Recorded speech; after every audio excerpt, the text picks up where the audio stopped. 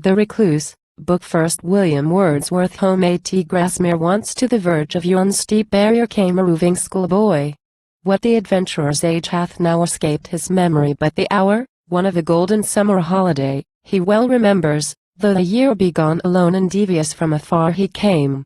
And, with a sudden influx overpowered at sight of this seclusion, he forgot his haste, for hasty had his footsteps been as boyish his pursuits. And sighing said, Ampersand quo! What happy fortune were it here to live! And, if a thought of dying, if a thought of mortal separation, could intrude with paradise before him, here to die! Ampersand quo! No prophet was he, had not even a hope, scarcely a wish, but one bright pleasing thought, a fancy in the heart of what might be the lot of others, never could be his. The station whence he looked was soft and green, not giddy yet aerial, with a depth of vale below, a height of hills above. For rest of body perfect was the spot, all that luxurious nature could desire. But stirring to the spirit, who could gaze and not feel motions there? He thought of clouds that sail on winds, of breezes that delight to play on water, or an endless chase pursue each other through the yielding plain of grass or corn, over and through, in billow after billow, evermore disporting. Nor unmindful was the boy of sunbeams, shadows, butterflies and birds, of fluttering sylphs and softly gliding fays, genii, and winged angels that are lords without restraint of all which they behold. The illusion strengthening as he gazed, he felt that such unfettered liberty was his, such power and joy. But only for this end, to flit from field to rock, from rock to field, from shore to island, and from isle to shore, from open ground to covert, from a bed of meadow flowers into a tuft of wood, from high to low, from low to high, yet still within the bound of this huge concave. Here must be his home, this valley be his world. Since that day forth the place to him to me single quote, for I who lived to register the truth was that same young and happy being, became as beautiful to thought, as it had been when present, to the bodily sense. A haunt of pure affections, shedding upon joy a brighter joy. And through such damp and gloom of the gay mind, as oft-times splenetic youth mistakes for sorrow, darting beams of light that no self-cherished sadness could withstand. And now 'tis mine, perchance for life, dear vale, beloved Grasmere. Let the wandering streams take up, the cloud-capped and hills repeat, the name. One of thy lowly dwellings is my home. And was the cause so great? And could it seem an act of courage, and the thing itself a conquest? Who must bear the blame? Sage man, thy prudence, thy experience, thy desires, thy apprehensions, blush thou for them all. Yes, the realities of life so cold, so cowardly, so ready to betray, so stinted in the measure of their grace as we pronounce them, doing them much wrong, have been to me more bountiful than hope, less timid than desire, but that is past. On nature's invitation do I come, by reason sanctioned. Can the choice mislead, that made the calmest fairest spot of earth with all its unappropriated good my own? And not mine only, for with me entrenched, say rather peacefully embowered, under yon orchard, in yon humble cot, a younger orphan of a home extinct, the only daughter of my parents dwells. Think on that, my heart, and cease to stir, pause upon that and let the breathing frame no longer breathe, but all be satisfied. Oh, if such silence be not thanks to God for what hath been bestowed, then where then shall gratitude find rest? Mine eyes did ne'er fix on a lovely object, nor my mind take pleasure in the midst of happy thoughts, but either she whom now I have, who now divides with me this loved abode, was there, or not far off. Where'er my footsteps turned, her voice was like a hidden bird that sang, the thought of her was like a flash of light, or an unseen companionship, a breath of fragrance independent of the wind. In all my goings, in the new and old of all my meditations, and in this favorite of all, in this the most of all. What being, therefore, since the birth of man had ever more abundant cause to speak thanks, and if favors of the heavenly muse make him more thankful, then to call on verse to aid him and in song resound his joy. The boon is absolute. Surpassing grace to me hath been vouchsafed. Among the bowers of blissful Eden this was neither given nor could be given, possession of the good which had been sighed for, ancient thought fulfilled, and dear imaginations realized, up to their highest measure, yea and more. Embrace me then, ye hills, and close me in. Now in the clear and open day I feel your guardianship. I take it to my heart. 'Tis like the solemn shelter of the night. But I would call thee beautiful, for mild, and soft, and gay, and beautiful thou art, dear valley, having in thy face a smile though peaceful, full of gladness. Thou art pleased with thy crags and woody steeps, thy lake, its one green island and its winding shores, the multitude of little rocky hills, thy church and cottages of mountain stone clustered like stars, some few, but single most, and lurking dimly in their shy retreats, or glancing at each other cheerful looks like separated stars with clouds between. What want we? Have we not perpetual streams, warm woods, and sunny hills, and fresh green fields, and mountains not less green, and flocks and herds, and thickets full of songsters, and the voice of lordly birds, an unexpected sound heard now and then from morn to latest eve, admonishing the man who walks below of solitude and silence in the sky? These have we, and 1,000 nooks of earth have also these, but nowhere else is found, nowhere. Or is it fancy? Can be found the one sensation that is here? 'Tis here, here as it found its way into my heart in childhood, here as it abides by day, by night, here only, or in chosen minds that take it with them hence, where'er they go. 'Tis, but I cannot name it, 'tis the sense of majesty, and beauty, and repose, a blended holiness of earth and sky, something that makes this individual spot, this small abiding place of many men, a termination, and a last retreat, a center, come from wheresoe'er you will, a whole without dependence or defect, made for itself, and happy in itself, perfect contentment, unity entire. Bleak season was it, turbulent and bleak, when hitherward we journeyed side by side through bursts of sunshine and through flying showers. Paced the long vales, how long they were and yet how fast that length of way was left behind, Wensley's rich vale, and Sedberg's naked heights. The frosty wind, as if to make amends for its keen breath, was aiding to our steps, and drove us onward like two ships at sea, or like two birds, companions in mid-air, parted and reunited by the blast. Stern was the face of nature. We rejoiced in that stern countenance, for our souls thence drew a feeling of their strength. The naked trees, the icy brooks, as on we passed, appeared to question us. Ampersand quo? Whence come ye, to what end? Ampersand quo? They seemed to say, Ampersand quo? What would ye, Ampersand quo? Said the shower, Ampersand quo? Wild wanderers, whither through my dark domain? Ampersand quo? The sunbeam said, Ampersand quo? Be happy. Ampersand quo? When this vale we entered, bright and solemn was the sky that faced us with a passionate welcoming, and led us to our threshold. Daylight failed insensibly, and round us gently fell composing darkness, with a quiet load of full contentment, in a little shed disturbed, uneasy in itself as seemed, and wondering at its new inhabitants. It loves us now, this vale so beautiful begins to love us. By a sullen storm, 2 months unwearied of severest storm, it put the temper of our minds to proof, and found us faithful through the gloom, and heard the poet mutter his perlusive songs with cheerful heart, an unknown voice of joy among the silence of the woods and hills, silent to any glassomeness of sound with all their shepherds. But the gates of spring are opened. Churlish winter hath given leave that she should entertain for this one day, perhaps for many genial days to come, his guests, and make them jocund. They are pleased, but most of all the birds that haunt the flood with the mild summons. Inmates though they be of winter's household, they keep festival this day, who drooped, or seemed to droop, so long.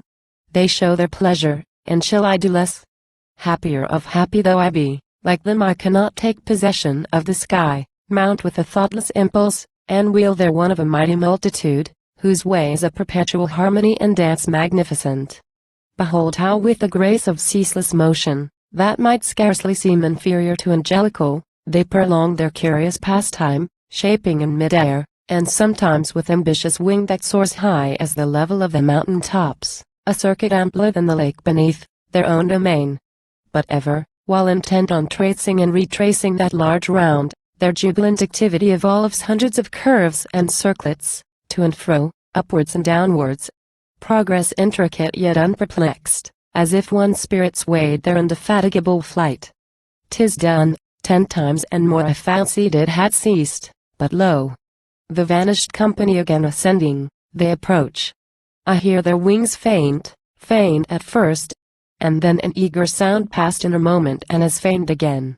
They tempt the sun to sport among their plumes. Tempt the smooth water, or the gleaming ice, to show them a fair image. 'Tis themselves, their own fair forms upon the glimmering plain painted more soft and fair as they descend, almost to touch, then up again aloft, up with a sally and a flash of speed, as if they scorned both resting place and rest. This day is a thanksgiving, 'tis a day of glad emotion and deep quietness. Not upon me alone hath been bestowed, me rich in many onward-looking thoughts, the penetrating bliss. Oh, surely these have felt it, not the happy choirs of spring, her own peculiar family of love that sport among green leaves, a blither train. But 2 are missing, 2, a lonely pair of milk-white swans. Wherefore are they not seen partaking this day's pleasure? From afar they came, to sojourn here in solitude, choosing this valley, they who had the choice of the whole world. We saw them day by day, through those 2 months of unrelenting storm, conspicuous at the center of the lake their safe retreat. We knew them well, I guess that the whole valley knew them. But to us they were more dear than may be well believed, not only for their beauty, and their still and placid way of life, and constant love inseparable, not for these alone, but that their state so much resembled ours, they having also chosen this abode. They strangers, and we strangers, they a pair, and we a solitary pair like them. They should not have departed. Many days did I look forth in vain, nor on the wing could see them, nor in that small open space of blue unfrozen water, where they lodged and lived so long in quiet, side by side. Shall we behold them consecrated friends, faithful companions, yet another year surviving, they for us, and we for them, and neither pair be broken? Nay, perchance it is too late already for such hope. The dalesman may have aimed the deadly tube, and parted them, or haply both are gone one death, and that were mercy given to both. Recall, my song, the ungenerous thought. Forgive, thrice favored region, the conjecture harsh of such an hospitable penalty inflicted upon confidence so pure. Ah! If I wished to follow where the sight of all that is before my eyes, the voice which speaks from a presiding spirit here, would lead me, I should whisper to myself, they who are dwellers in this holy place must needs themselves be hallowed, they require no benediction from the stranger's lips, for they are blessed already. None would give the greeting and quo, peace be with you and quo, unto them, for peace they have. It cannot but be theirs, and mercy, and forbearance, nay not these, their healing offices a pure goodwill precludes, and charity beyond the bounds of charity and overflowing love. Not for the creature only, but for all that is around them. Love for everything which in their happy region they behold. Thus do we soothe ourselves, and when the thought is past, we blame it not for having come. What if I floated down a pleasant stream, and now am landed, and the motion gone, shall I reprove myself? Ah no, the stream is flowing, and will never cease to flow, and I shall float upon that stream again. By such forgetfulness the soul becomes, words cannot say how beautiful. Then hail, hail to the visible presence, hail to thee, delightful valley, habitation fair. And to whatever else of outward form can give an inward help, can purify, and elevate, and harmonize, and soothe, and steal away, and for a while deceive and lap in pleasing rest, and bear us on without desire in full complacency, contemplating perfection absolute, and entertained as in a placid sleep. But not betrayed by tenderness of mind that feared, or wholly overlooked the truth, did we come hither, with romantic hope to find in midst of so much loveliness love, perfect love, of so much majesty or like majestic frame of mind in those who here abide, the persons like the place. Not from such hope, or out of such belief, hath issued any portion of the joy which I have felt this day. An awful voice, 'tis true, hath in my walks been often heard, sent from the mountains or the sheltered fields, shout after shout reiterated whoop, in manner of a bird that takes delight in answering to itself, or like a hound single at chase among the lonely woods, his yell repeating. Yet it was in truth a human voice, a spirit of coming night. How solemn when the sky is dark, and earth not dark, nor yet enlightened, but by snow made visible, amid a noise of whents and bleatings manifold of mountain sheep, which in that iteration recognize their summons, and are gathering round for food, devoured with keenness, ere to grove or bank or rocky build with patience they retire. That very voice, which, in some timid mood of superstitious fancy, might have seemed awful as ever strayed demoniac uttered, his steps to govern in the wilderness? Or as the Norman curfews regular beat to hearths when first they darkened at the knell, that shepherd's voice, it may have reached mine ear debased and under profanation, made the ready organ of articulate sounds from ribaldry, impiety, or wrath, issuing when shame hath ceased to check the brawls of some abused festivity. So be it. I came not dreaming of unruffled life, untinted manners. Born among the hills, breed also there, I wanted not a scale to regulate my hopes. Pleased with the good, I shrink not from the evil with disgust, or with immoderate pain.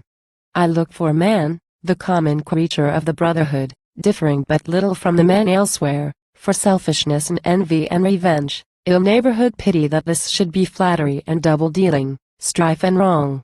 Yet is it something gained, it is in truth a mighty gain, that labor here preserves his rosy face, a servant only here of the fireside or of the open field, a freeman therefore sound and unimpaired, that extreme penury is here unknown, and cold in hunger's abject wretchedness mortal to body and the heaven-born mind, that they who want are not too great a weight for those who can relieve. Here may the heart breathe in the air of fellow-suffering dreadless, as in a kind of fresher breeze of her own native element, the hand be ready and unwearied without plea, from tasks too frequent or beyond its power, for languor or indifference or despair. And as these lofty barriers break the force of winds, this deep veil, as it doth in part conceal us from the storm, so here abides a power and a protection for the mind, dispensing indeed to other solitudes favored by noble privilege like this, where kindred independence of estate is prevalent, where he who tills the field, he, happy man, is master of the field, and treads the mountains which his fathers trod. Not less than halfway up yon mountain side, behold a dusky spot, a grove of firs that seems still smaller than it is. This grove is haunted by what ghost? A gentle spirit of memory faithful to the call of love. For, as reports the dame, whose fire sends up yon curling smoke from the grey cot below, the trees, her first-born child being then a babe, were planted by her husband and herself, that ranging o'er the high and houseless ground their sheep might neither want from perilous storm of winter, nor from summer's sultry heat, a friendly covert. Ampersand quo. And they knew it well, ampersand quo. Said she, ampersand quo. For thither as the trees grew up we to the patient creatures carried food in times of heavy snow. Ampersand quo. She then began in fond obedience to her private thoughts to speak of her dead husband. Is there not an art, a music, and a strain of words that shall be life, the acknowledged voice of life, shall speak of what is done among the fields, done truly there, or felt, of solid good and real evil, yet be sweet withal, more grateful, more harmonious than the breath, the idle breath of softest pipe attuned to pastoral fancies? Is there such a stream pure and unsullied flowing from the heart with motions of true dignity and grace? Or must we seek that stream where man is not?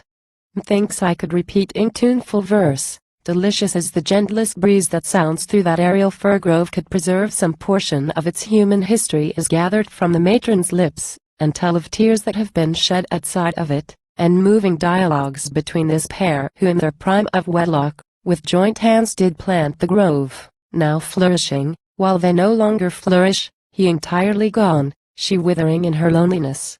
Be this a task above my skill, the silent mind has her own treasures, and I think of these, love what I see, and honor humankind. No, we are not alone, we do not stand, my sister here misplaced and desolate, loving what no one cares for but ourselves. We shall not scatter through the plains and rocks of this fair vale, and o'er its spacious heights, unprofitable kindliness, bestowed on objects unaccustomed to the gifts of feeling, which were cheerless and forlorn but few weeks past, and would be so again were we not here. We do not tend a lamp whose lustre we alone participate, which shines dependent upon us alone, mortal though bright, a dying flame. Look where we will, some human hand has been before us with its offering. Not a tree sprinkles these little pastures, but the same hath furnished matter for a thought. Perchance for some one serves as a familiar friend. Joy spreads, and sorrow spreads, and this whole vale, home of untutored shepherds as it is, swarms with sensation, as with gleams of sunshine, shadows or breezes, scents or sounds. Nor deem these feelings, though subservient more than ours to every day's demand for daily bread, and borrowing more their spirit and their shape from self-respecting interests, deem them not unworthy therefore, and unhallowed. No, they lift the animal being, do themselves by nature's kind and ever-present aid refine the selfishness from which they spring, redeem by love the individual sense of anxiousness, with which they are combined. And thus it is that finally they become associates in the joy of purest minds, they blend therewith congenially, meanwhile calmly they breathe their own undying life through this their mountain sanctuary. Long, oh long may it remain inviolate, diffusing health and sober cheerfulness, and giving to the moments as they pass their little boons of animating thought that sweeten labor, make it seen and felt to be no arbitrary weight imposed, but a glad function natural to man. Fair proof of this, newcomer though I be, already have I gained. The inward frame, though slowly opening, opens every day with process not unlike to that which cheers a pensive stranger journeying at his leisure through some Helvetian dell. When low-hung mists break up and are beginning to recede, how pleased he is where thin and thinner grows the veil, or where it parts at once, to spy the dark pines thrusting forth their spiky heads, to watch the spreading lawns with cattle grazed, then to be greeted by the scattered huts as they shine out, and see the streams whose murmur had soothed his ear while they were hidden. How pleased to have about him which way e'er he goes something on every side concealed from view, in every quarter something visible half seen or wholly lost and found again, alternate progress and impediment, and yet a growing prospect in the main. Such pleasure now is mine, albeit forced, herein less happy than the traveler, to cast from time to time a painful look upon unwelcome things which unawares reveal themselves. Not therefore is my heart depressed, nor does it fear what is to come, but confident, enriched at every glance. The more I see the more delight my mind receives, or by reflection can create. Truth justifies herself, and as she dwells with hope, who would not follow where she leads? Nor let me pass unheeded other loves where no fear is, and humbler sympathies. Already hath sprung up within my heart a liking for the small grey horse that bears the paralytic man, and for the brute in Scripture sanctified, the patient brute on which the cripple, in the quarry maimed, rides to and fro. I know them and their ways. The famous sheep-dog, first in all the vale, though yet to me a stranger, will not be a stranger long. Nor will the blind man's guide, meek and neglected thing, of no renown. Soon will peep forth the primrose, ere it fades friends shall I have at dawn, blackbird and thrush to rouse me, and 100 warblers more. And if those eagles to their ancient hold return, Helvellyn's eagles, with the pair from my own door I shall be free to claim acquaintance, as they sweep from cloud to cloud. The owl that gives the name to Owlet Crag have I heard whooping, and he soon will be a chosen one of my regards. See there the heifer in yon little croft belongs to one who holds it dear. With duteous care she reared it, and in speaking of her charge I heard her scatter some endearing words domestic, and in spirit motherly, she being herself a mother. Happy beast, if the caresses of a human voice can make it so, and care of human hands. And ye as happy under nature's care, strangers to me and all men, or at least strangers to all particular amity, all intercourse of knowledge or of love that parts the individual from his kind. Whether in large communities ye keep from year to year, not shunning man's abode, a settled residence, or be from far wild creatures, and of many homes, that come the gift of winds, and whom the winds again take from us at your pleasure. Yet shall ye not want for this your own subordinate place in my affections. Witness the delight with which erewhile I saw that multitude wheel through the sky, and see them now at rest, yet not at rest upon the glassy lake. They cannot rest, they gambol like young whelps, active as lambs, and overcome with joy they try all frolic motions.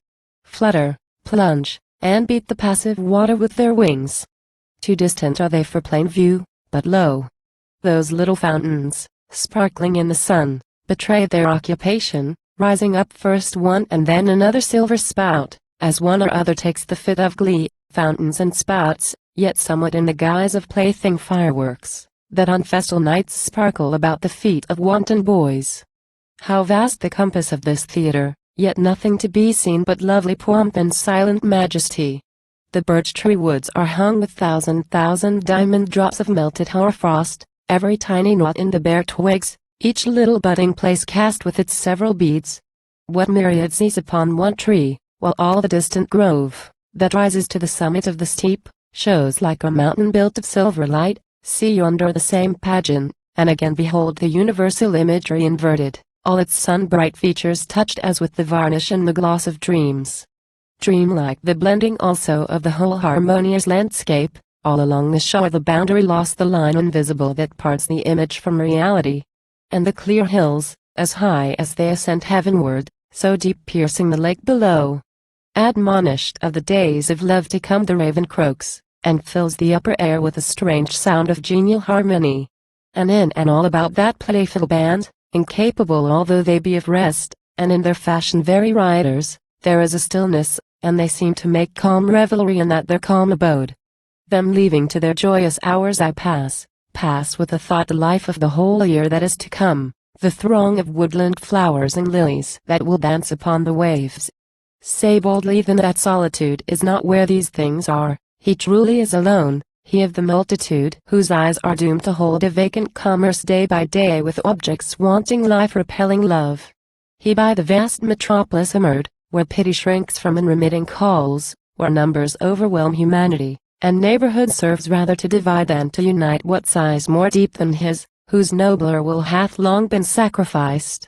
Who must inhabit under a black sky a city, where, if indifference to disgust yield not to scorn or sorrow, living men are oft times to their fellow men no more than to the forest hermit are the leaves that hang aloft in myriads.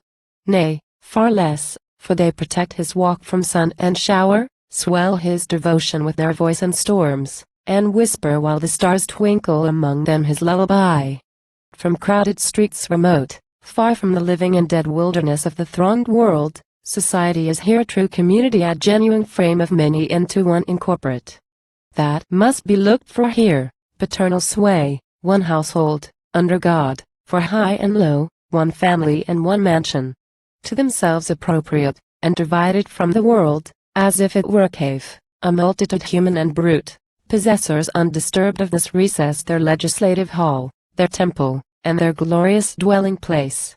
Dismissing therefore all Arcadian dreams, all golden fancies of the golden age, the bright array of shadowy thoughts from times that were before all time, or are to be ere time expire, the pageantry that stirs or will be stirring, when our eyes are fixed on lovely objects, and we wish to part with all remembrance of a jarring world, take we at once this one sufficient hope. What need of more?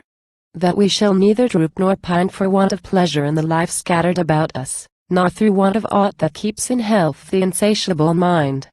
That we shall have for knowledge and for love abundance, and that feeling as we do how goodly, how exceeding fair, how pure from all reproach is yon ethereal vault, and this deep veil, its earthly counterpart, by which and under which we are enclosed to breathe in peace. We shall moreover find, if sound, and what we ought to be ourselves, if rightly we observe and justly weigh the inmates not unworthy of their home, the dwellers of their dwelling. And if this were otherwise, we have within ourselves enough to fill the present day with joy, and overspread the future years with hope. Our beautiful and quiet home, enriched already with a stranger whom we love deeply, a stranger of our Father's house, a never-resting pilgrim of the sea, who finds at last an hour to his content beneath our roof. And others whom we love will seek us also, sisters of our hearts, and one, like them, a brother of our hearts, philosopher and poet, in whose sight these mountains will rejoice with open joy. Such is our wealth. O vale of peace we earn must be, with God's will, a happy band. Yet 'tis not to enjoy that we exist, for that end only. Something must be done, I must not walk in unreproved delight these narrow bounds, and think of nothing more, no duty that looks further, and no care. Each being has his office, lowly some in common, yet all worthy if fulfilled with zeal, acknowledgement that with the gift keeps pace a harvest answering to the seed. Of ill-advised ambition and of pride I would stand clear, but yet to me I feel that an eternal brightness is vouchsafed that must not die, that must not pass away. Why does this inward luster fondly seek and gladly blend with outward fellowship? Why do they shine around me whom I love? Why do they teach me, whom I thus revere? Strange question, yet it answers not itself. That humble roof embowered among the trees, that calm fireside, it is not even in them, blessed as they are, to furnish a reply that satisfies and ends in perfect rest. Possessions have I that are solely mine, something within which yet is shared by none, not even the nearest to me and most dear, something which power and effort may impart. I would impart it, I would spread it wide, immortal in the world which is to come. Forgive me if I had another claim, and would not wholly perish even in this, lie down and be forgotten in the dust. I am the modest partners of my days, making a silent company in death. Love, knowledge, all my manifold delights, all buried with me without monument or profit unto any but ourselves. It must not be, if I, divinely taught, be privileged to speak as I have felt of what in man is human or divine. While yet an innocent little one, with a heart that doubtless wanted not its tender moods, I breathed. For this I better recollect, among wild appetites and blind desires, motions of savage instinct, my delight and exultation. Nothing at that time so welcome, no temptation half so dear as that which urged me to a daring feat. Deep pools, tall trees, black chasms, and dizzy crags, and tottering towers, I loved to stand and rather looks forbidding, read and disobey, sometimes in act and evermore in thought. With impulses, that scarcely were by these surpassed in strength, I heard of danger met or sought with courage. Enterprise forlorn by one, sole keeper of his own intent, or by a resolute few, who for the sake of glory fronted multitudes in arms. Yea, to this hour I cannot read a tale of two brave vessels matched in deadly fight, and fighting to the death, but I am pleased more than a wise man ought to be. I wish, fret, burn, and struggle, and in soul am there. But me hath nature tamed, and bade to seek for other agitations, or be calm. Hath dealt with me as with a turbulent stream, some nursling of the mountains which she leads through quiet meadows, after he has learned his strength, and had his triumph and his joy, his desperate course of tumult and of glee. That which in stealth by nature was performed hath reason sanctioned, her deliberate voice hath said, Be mild, and cleave to gentle things, thy glory and thy happiness be there. Nor fear, though thou confide in me, a want of aspirations that have been of foes to wrestle with, and victory to complete, bounds to be leapt, darkness to be explored.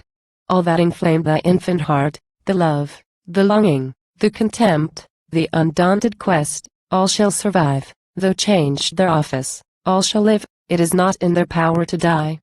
Then farewell to the warrior's schemes, farewell the forwardness of soul which looks that way upon a less incitement than the cause of liberty endangered, and farewell that other hope, long mine, the hope to fill the heroic trumpet with the muse's breath.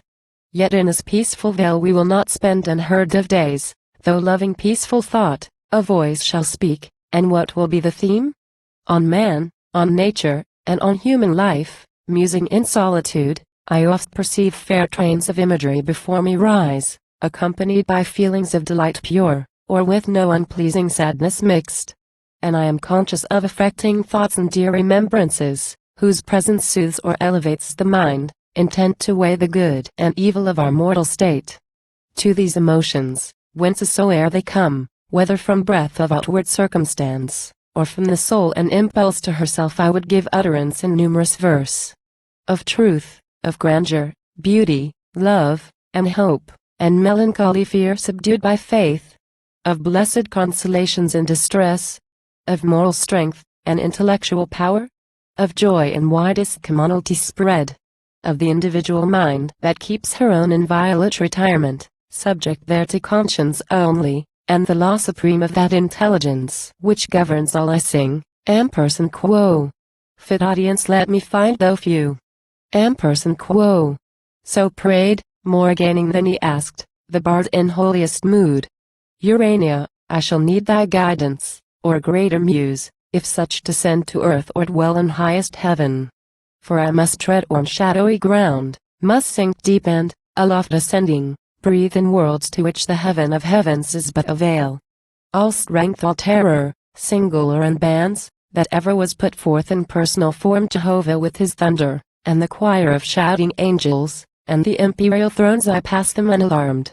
Not chaos, not the darkest pit of lowest Erebus, nor aught of blinder vacancy, scooped out by help of dreams can breed such fear and awe as fall upon us often when we look into our minds, into the minds of man my haunt, and the main region of my song beauty a living presence of the earth, surpassing the most fair ideal forms which craft of delicate spirits hath composed from earth's materials waits upon my steps, pitches her tents before me as I move, an hourly neighbor.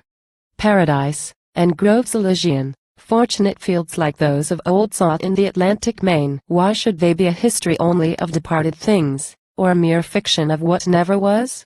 For the discerning intellect of man, when wedded to this goodly universe in love and holy passion, shall find these a simple produce of the common day.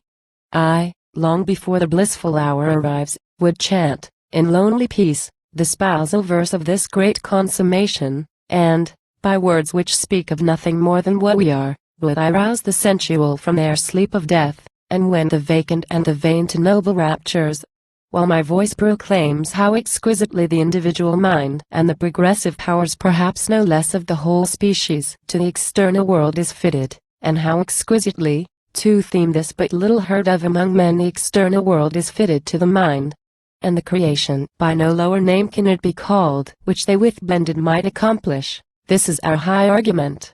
Such grateful haunts for going, if I oft must turn elsewhere to travel near the tribes and fellowships of men, and see ill sights of madding passions mutually inflamed, must hear humanity in fields and groves pipe solitary anguish, or must hang brooding above the fierce confederate storm of sorrow, barricadoed evermore within the walls of cities. May these sounds have their authentic comment, that even these hearing, I be not downcast or forlorn. Descend, prophetic spirit, that inspirest the human soul of universal earth, dreaming on things to come, and dost possess a metropolitan temple in the hearts of mighty poets. Upon me bestow a gift of genuine insight, that my song with star-like virtue in its place may shine, shedding benignant influence, and secure itself from all malevolent effect of those mutations that extend their sway throughout the nether sphere.